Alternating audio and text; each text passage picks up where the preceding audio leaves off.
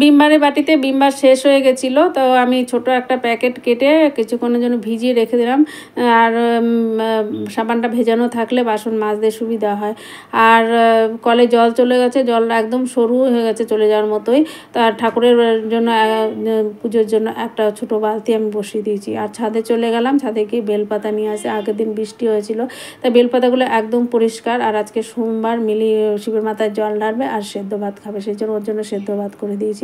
আলু বেগুন আর পটল সেদ্ধ দিয়েছি। আর ভাতটা নামিয়ে আমি আগে তাড়াতাড়ি ভাতটা হটপটে ভরে দিলাম, তাহলে পরে বেশিক্ষণ গরম থাকবে, দুপুরবেলা খেয়ে তাও একটু তৃপ্তি পাবে।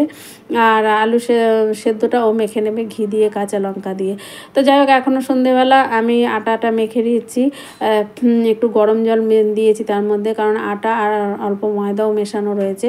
আর ময়দা মেশানো থাকলে রুটিটা শক্ত হয়ে যায়, সেই কারণে যেন একটু গরম জল দিয়ে মাখলে ভালো হয়।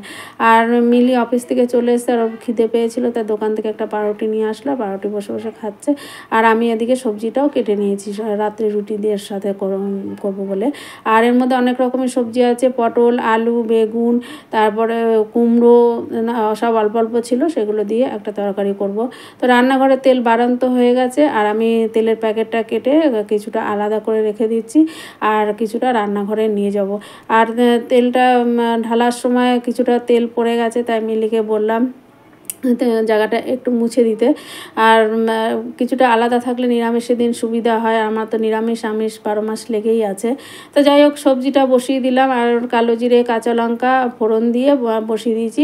আর হলুদ দেবো না, কারণ মিলি বললো আমি একটু মুড়ি দিয়ে খাবো, হলুদ দিলেও খেতে পারবে না, সেই কারণে যেন হলুদ ছাড়াই করলাম। তো মিলি খাওয়া হয়ে গেছে, আর নিজের বাসন নিজে ধুয়ে নিচ্ছে, প্রায় নিজের বাসন নিজে ধুয়ে নেয়, খুব কমই আমার জন্য রেখে দেয়।